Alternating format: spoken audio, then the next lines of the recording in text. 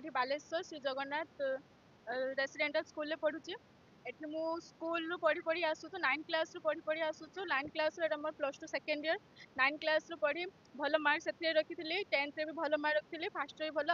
मोर आशा जे मु plus 2 second year भी भल मार्क रखि हम कॉलेज रो नाम को चारियारे प्रचलित करी एठु विदाय।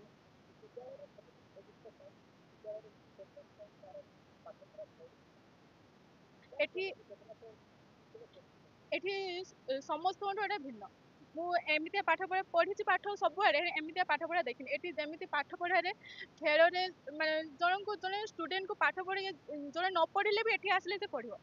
एठिका टीचर माने मैडम माने जेमिति स्टूडेंट निज तांको निजर झियो निजर भौणी निजर भाई बोली देखनी देखि तांको निजर टिके निके कोठिरे किसी कौन कौठी कौन किसी त्रुटि रही कि कौन पाई जे पाठ भी न पढ़ु से पढ़िबो एमती टीचर माने एठी अछंती।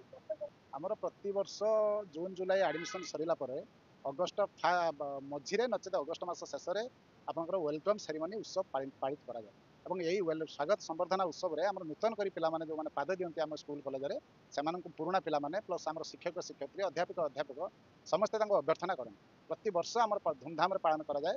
ବେଳଓଳି ସାଂସ୍କୃତିକ କାର୍ଯ୍ୟକ୍ରମ ମଧ୍ୟ ପିଲାମାନେ କରନ୍ତି। ବହୁତ ଧୁମଧାମରେ ସେମାନେ ଉପଭୋଗ କରନ୍ତି।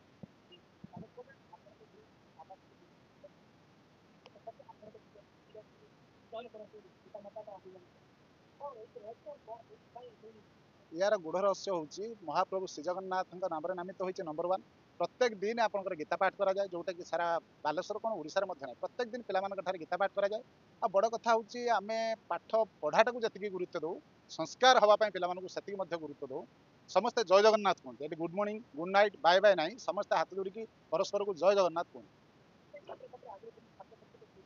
आज दिन में मुझे कहबी जो मैंने आम श्रीजगन्नाथ स्कूल हो कॉलेज हो जो मैंने आसुँच से उत्तर उत्तर मंगल हो भल मनीषटी हो जाए।